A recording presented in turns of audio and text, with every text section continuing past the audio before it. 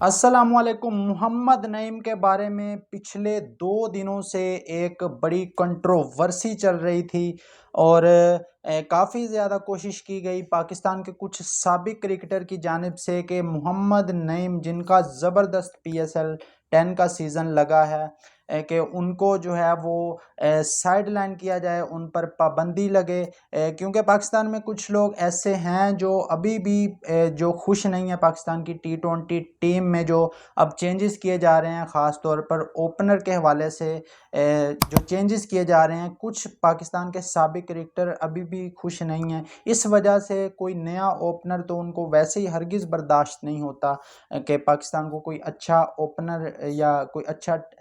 ख़ास तौर पर ओपनर अच्छा मिल जाए। इन्हीं चक्रों में हमने शर्जील खान को पिछले 5-6 सालों में गंवा दिया फिक्सिंग में फंसा कर, और खालिद लतीफ़ को फंसा दिया फिक्सिंग में, और साहिबजादा फरहान का भी आज से 7 साल पहले का डेब्यू हो चुका है, लेकिन अब उनको जाकर प्रॉपर मौके दिए गए क्योंकि ओपनिंग में जगह नहीं बन रही थी बाबर और रिजवान की वजह से। अब जो है वो एक कंट्रोवर्सी नईम के बारे में भी क्रिएट करने की कोशिश की गई कि नईम जो है वो इन पर भी शायद पाबंदी लग जाए, लेकिन अब PCB का भी जो इस हवाले से जो स्टेटमेंट है वो सामने आ चुका है, और लाहौर कलंदर के CEO समीन राना का स्टेटमेंट भी सामने आ चुका है।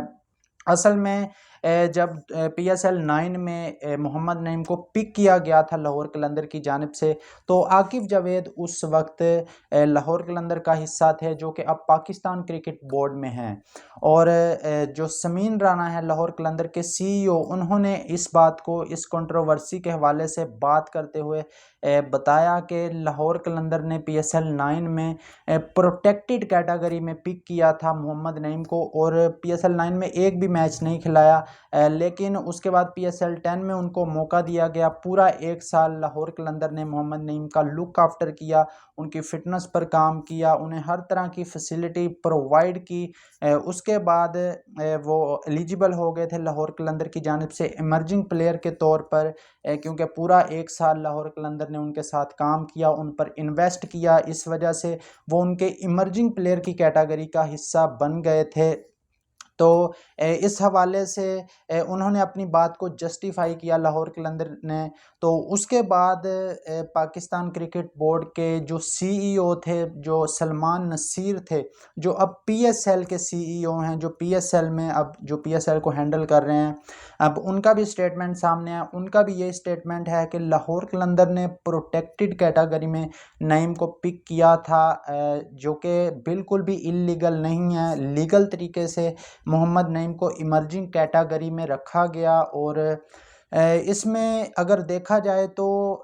लाहौर कलंदर ने इनका नाम इमर्जिंग कैटेगरी में दिया, और अप्रूव करने वाला PCB है, और PCB में इस वक्त आकिब जावेद हैं। वो आकिब जावेद जिन्होंने इनको पिछले साल इमर्जिंग कैटेगरी में पिक किया। तो अब जो है PCB की तरफ से तो ये वाज़ह कर दिया गया है कि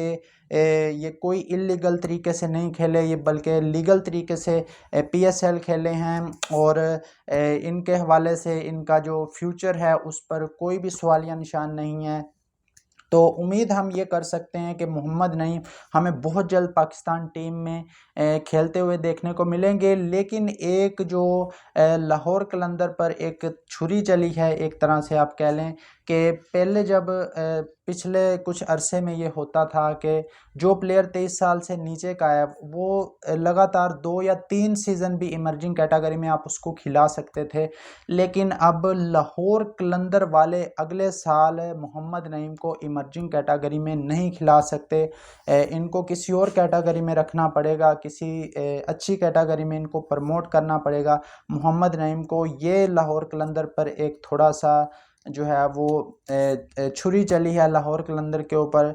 बाकी मोहम्मद नईम बहुत जल्द पाकिस्तानी टीम में भी आएंगे, और इन पर कोई किसी किस्म की पाबंदी नहीं लगेगी। बाकी दोस्तों, आप लोगों की क्या राय है मोहम्मद नईम के बारे में, जिनको बिला वजह की कंट्रोवर्सी क्रिएट करके फंसाने की कोशिश की गई, लेकिन अल्हम्दुलिल्लाह मोहम्मद नईम जो है वो पाकिस्तान की तरफ से हमें बहुत जल्द एक्शन में दिखाई देंगे। शुक्रिया।